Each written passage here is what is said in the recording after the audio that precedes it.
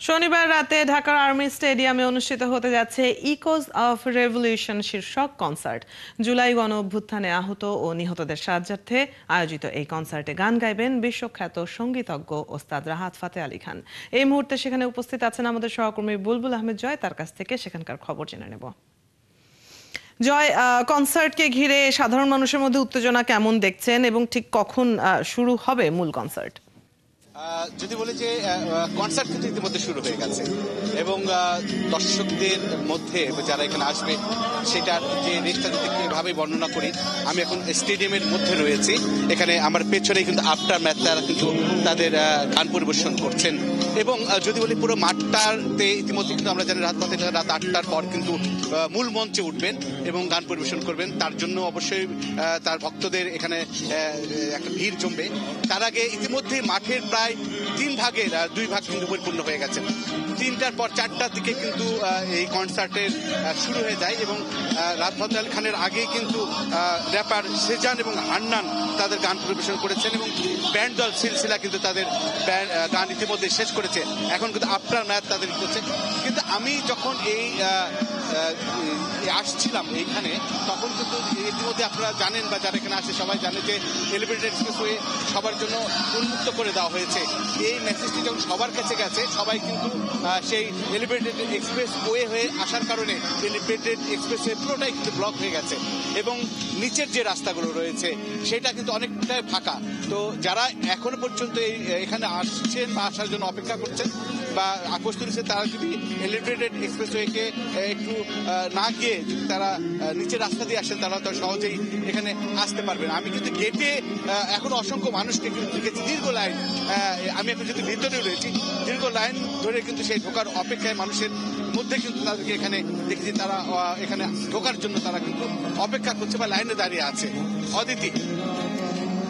জয়, আপনি বলছিলেন অন্যান্য শিল্পীরা পরিবেশন করছে ইতিমধ্যেই গান। একটু জেনে নিতে চাই যে রাহাত ফাতে আলী ছাড়া আর কোন কোন শিল্পীরা আজকে মঞ্চ মাতাবেন?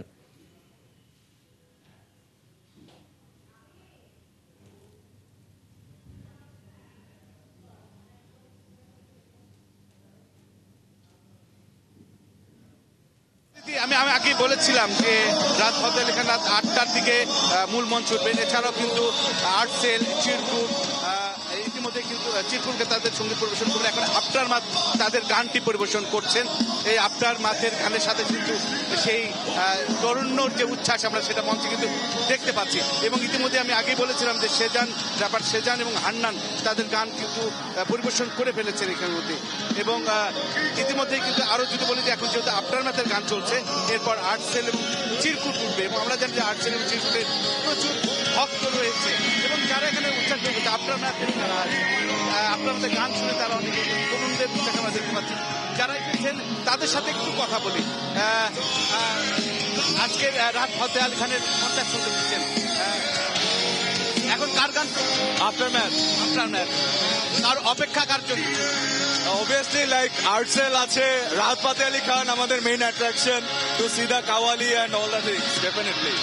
যেমন বলছিলেন যে এখানে যে তরুণের যে সব পছন্দের ব্র্যান্ড সবগুলো কিন্তু এখানে কিন্তু আজকে পরিবেশন করবেন এবং আমরা যদি একটু দেখাই যে পুরো স্টেজটা যদি দেখাই, যে যেটা বলছিলাম এই আর্মি স্টেডিয়ামের 3 ভাগের 2 ভাগ ইতিমধ্যে পূর্ণ হয়ে গেছে। ধারণা করা হচ্ছে আর অল্প কিছুর মধ্যে অথবা আর 30 মিনিট থেকে 1 ঘন্টার মধ্যে অর্থাৎ পুরো মাঠ ভরে যেতে পারে। কিন্তু আমরা রাস্তায় যে ধরনের জ্যাম দেখেছি বা যে মানুষের জোয়ার দেখেছি, সেটাতে কিন্তু ধারণা করা হচ্ছে যে এটা উপচে পড়া ভিড় বা কানায় কানায় পূর্ণ, সেটা কিন্তু আমরা তার কিছুক্ষণের মধ্যেই আমরা এই দৃশ্যটি দেখতে পাবো। অদিতি, আমরা দর্শককে সরাসরি গান শোনানোর জন্য আমরা স্টেজে আমরা ক্যামেরা দেখাতে চাই।